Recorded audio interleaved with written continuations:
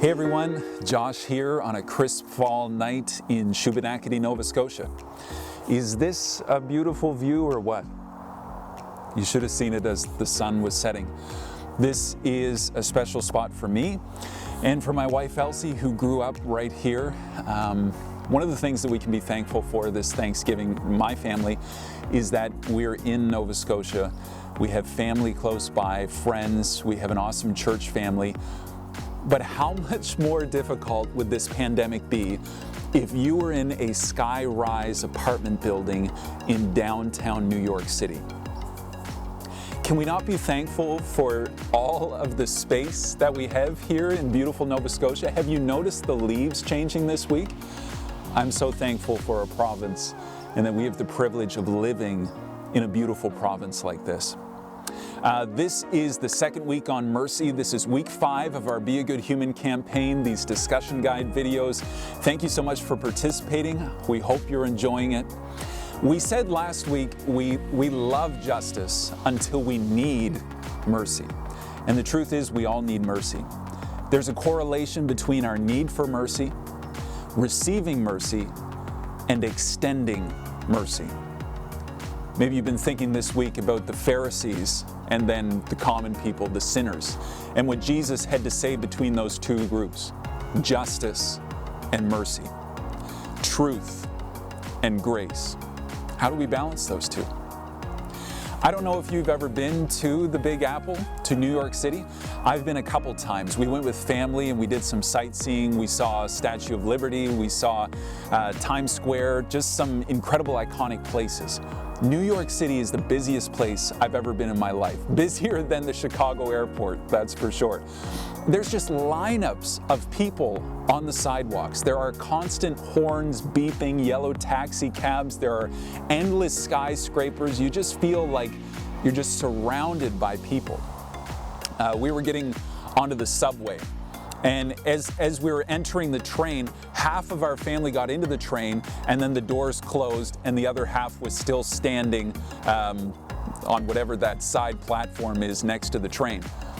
We were separated. It was kind of scary for a moment, but we actually connected at the next stop, so it wasn't that bad. But just the hustle and bustle, the people, the busyness.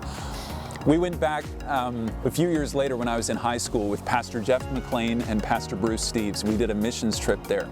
We did street evangelism. We handed out bag lunches in parks and neighborhoods in the Bronx. We handed out tracts. We ran a children's program.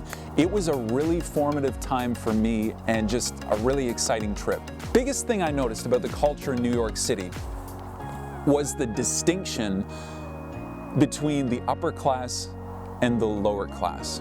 This economic divide. When you're in the business district in Manhattan, everybody's wearing suits. Everybody's got a briefcase. Back in that day, cell phones seemed rare to me, but everybody was talking on their cell phone, and everybody was walking twice as fast as normal.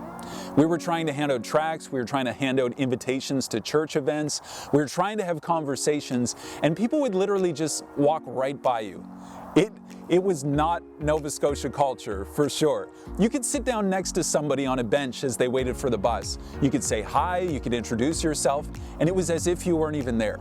They would just stare straight ahead. It was like they had a one-track mind. They were driven. They had a place they needed to be. Everybody was in a rush. Nobody had time to talk. But then when we were in parks and neighborhoods in the Bronx, people had time to talk. In fact, people wanted to talk. People wanted to hear what you had to say. People wanted to hear your gospel presentation. People wanted to see the children's program that you were running. People wanted to share their life story. I think about the verse where Jesus says, "Be merciful, as your Father in heaven is merciful." See, we as Christians, we need to be merciful because we have a need for mercy. We love justice until we need mercy. And the truth is we all need mercy. And God showed us mercy, didn't He? And I have to assume that for those people living in the business district in Manhattan with their suits, their briefcases, their cell phones, in a big rush, they must have felt like they earned their place there. That they were self-made men and women, that they didn't have a need for mercy because they earned everything they had in life, so they thought. And therefore, they didn't feel a need to extend mercy because they didn't need mercy themselves. Whereas in the Bronx, mercy was a common word, common vocabulary. People were receiving mercy, extending mercy. Mercy was the currency of their culture. We as Christians need to be people who extend mercy because of the mercy that we have received. So this week, as you dig into discussion with the Right Now Media app or in your life group, I would encourage you to get together with somebody if you're not and have these conversations. I want you to talk about the correlation between receiving mercy and extending mercy. Why do we as Christians need to show mercy? I really hope you enjoyed discussion, the second week on mercy in our Be a Good Human campaign. We'll see you next week.